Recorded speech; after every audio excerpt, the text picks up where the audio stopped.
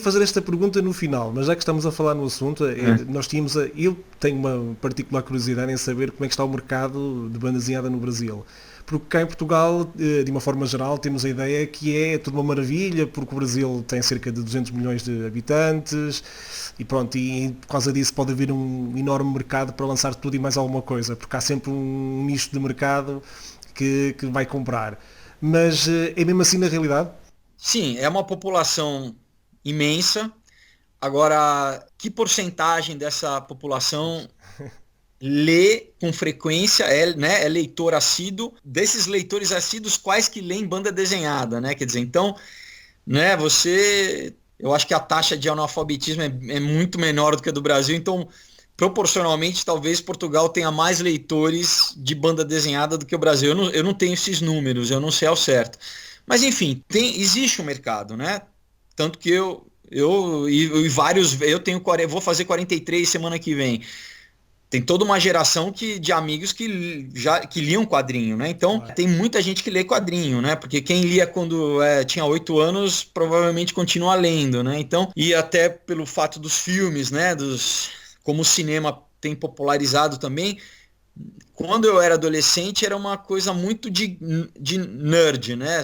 Hoje em dia não é esse perfil tão restrito, né? Quer dizer, você vai numa Comic Con, é tanto homem quanto mulher, várias idades, pai com filho, né? Não é aquela coisa só adolescente Exato. nerd, né? É, sem namorado ou sem namorada, não é? Mais sem namorada, que quase, Exato, só, quase exato, homens, né? era quase um mundo só de rapazes, Sim, pronto, que tinham muito tempo livre e que gostavam daquelas coisas, da cultura pop, e pronto, agora está um bocadinho diferente, realmente. sim.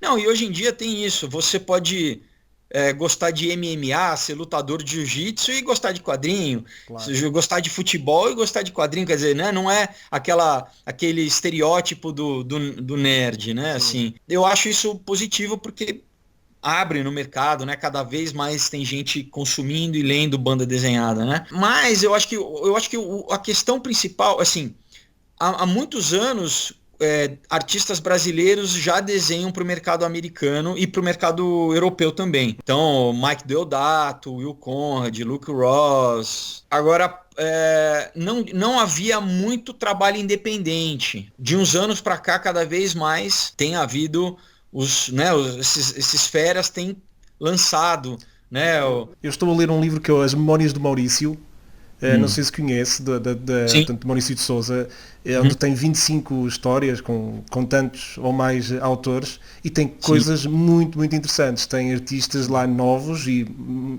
pessoas novas a trabalhar nos quadrinhos brasileiros. Muito interessante, um trabalho muito, muito interessante. Estou a gostar muito. Ainda não acabei de ler, mas estou a gostar muito. Não, os projetos que eles têm feito são muito bons, né? Tanto pegar os personagens clássicos, né? E entregar para grandes artistas fazerem uma releitura, né? Como Astronauta do Danilo Sim, Beirute, né? Enfim, também tenho e esse e como gostei muito. esse que você mencionou que é uma homenagem, né? Aos 80 anos, né? Do Maurício de Souza, se eu não me engano. Não, Enfim, pegam em pedacinhos da história da vida dele e fazem sim. curtas, histórias curtas. Como se fosse uma crônica, né? Cada um faz É, uma. e vê-se muito talento lá, vê-se muito talento. Sim, sim. Então, eu acho que nesse sentido é uma época, não sou eu que estou falando, né? Todo mundo diz isso, né? Reconhece que é uma era de ouro, vamos dizer, da banda desenhada no Brasil, pelo fato da quantidade. Ah, e outra ferramenta que tem ajudado muito é financiamento coletivo, né? Como os crowdfundings, né? Isso tem ajudado muito a lançar bandas desenhadas independentes aqui no Brasil, porque se o artista, né, não tem uma editora grande, mas a arte dele é excelente, então ele consegue angariar fundos, né? Então, nesse sentido, a produção eu acho que está muito boa. Agora, volta o problema de distribuição. Eu acho que é o nosso grande problema. Os pontos de venda têm aumentado, porque hoje em dia, na maioria das livrarias, se você não tem uma loja específica só de banda desenhada, você tem pelo menos uma seção específica destinada só à banda desenhada, na maioria das livrarias. Então, elas já reconheceram que é necessário ter um espaço para a banda desenhada, né?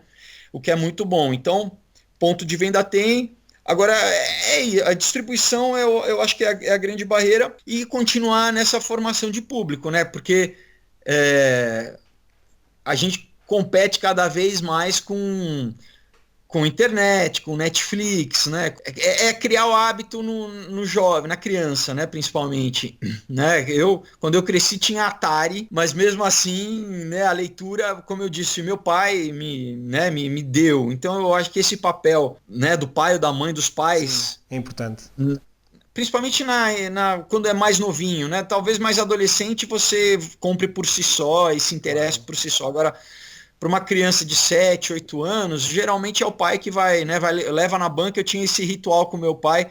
Todo sábado nós íamos na feira, né, fazer feira, comprar frutas, enfim, daí passávamos na banca, era o dia de comprar quadrinho, banda desenhada. É isso, né, assim. Muito bem. E agora voltando outra vez um bocadinho ao livro, e sei que na hora disse há pouco que o livro saiu em outubro de 2015, porque só agora a distribuição em Portugal? Ainda para mais que uma personagem central é um português, e quais as expectativas de vendas cá e de acolhimento? Então, na verdade, através do Instituto dos Quadrinhos, porque, né, como eu disse que o Klebs Júnior, que é o dono, ele agencia artistas para o mercado europeu e mercado americano, né? E ele tem contato com algumas editoras estrangeiras. Eu imaginei que a forma de entrar em mercados internacionais seria fazendo um acordo com alguma editora local e a editora local fosse editar no seu país respectivo, na língua respectiva, né? O que aconteceu que essa distribuidora que colocou nas bancas aqui no Brasil, eles começaram a fazer uma operação em Portugal no final de 2016, com uma outra linha de revistas, né? E daí conversando com eles, o nome é Joaquim, o nome do proprietário, eu falei, poxa, e Portugal, né? Vocês estão com operação em Portugal, de repente a gente poderia lançar, né, lá. E foi então por isso porque na verdade eu não tinha aparecido a possibilidade de lançar em Portugal antes, né?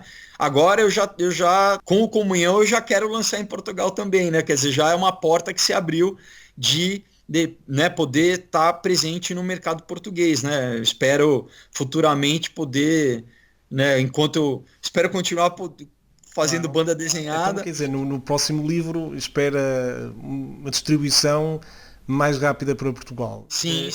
Mas está dependente ou não das vendas do Aurora? Olha, é uma experiência, né? Quer dizer, vamos ver como vai ser em Portugal. Eu sei que tem a limitação de eu estar no Brasil, de não poder estar em loco, né, pessoalmente, divulgando, porque eu acho que isso é importante. Tem que arranjar uma maneira de vir cá a um festival. Sim, eu gostaria muito. Né? Pode vir em novembro, temos o Festival da Amadora, que de banda desenhada é o maior do país, e depois em dezembro tem o Comic Con. Portanto, boas oportunidades para vir cá. Esperemos e eu espero sinceramente que seja convidado para vir cá. Sim. Olha, por mim, qualquer desculpa para ir a Portugal é boa, né? Já cá esteve? Já estive em 2010. Rodei o país todo, fui de Lisboa, passei em Coimbra, Évora, Guimarães, Porto, Trás-os-Montes, só não fui ao Algarve, no sul, mas de Lisboa para cima eu rodei bastante. Foi às ilhas também, Açores e Madeira também não foi? Não, tenho muita vontade de ir para as ilhas. Sim. Porque um herói português e a ação passada nos Estados Unidos já era uma ideia de internacionalizar o livro, ou qual foi o motivo? Sim, como eu disse,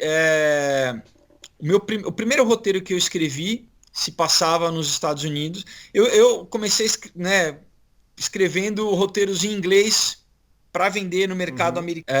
Esse é um dos motivos principais. Agora, como era um guião de cinema, eu queria fazer uma coisa meio Matt Damon com o Good Will Hunting e o Stallone com o Rock. Eu escrevi um papel para mim mesmo, né? Eu falei, Eu vou. Por isso é que a personagem é parecida consigo. Um pouco, eu falei, eu vou pressionar o produtor para falar. Agora, onde eu acho um ator português que tenha sotaque, né? Claro que eles não sabem que a diferença do sotaque do português de Portugal para o português brasileiro, mas. Claro.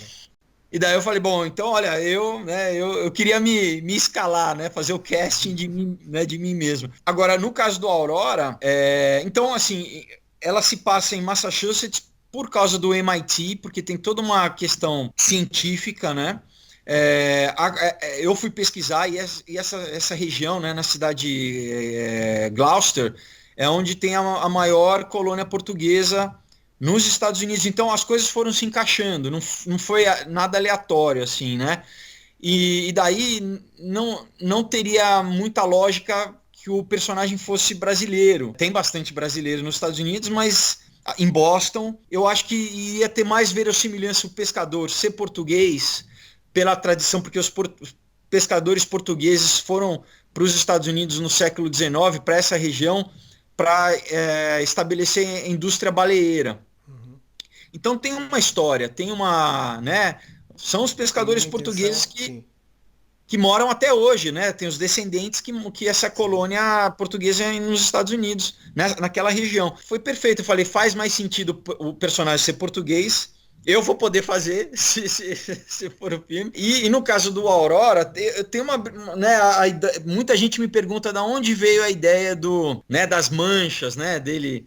Não vou dar spoiler, né, para o leitor, mas eu tenho muitos sinais, né? Eu tenho muitos sinais no corpo. Ok. Era para E, poupar nos efeitos especiais já. A pensar no exato, filme, né? Já poupava nos efeitos especiais. economiza.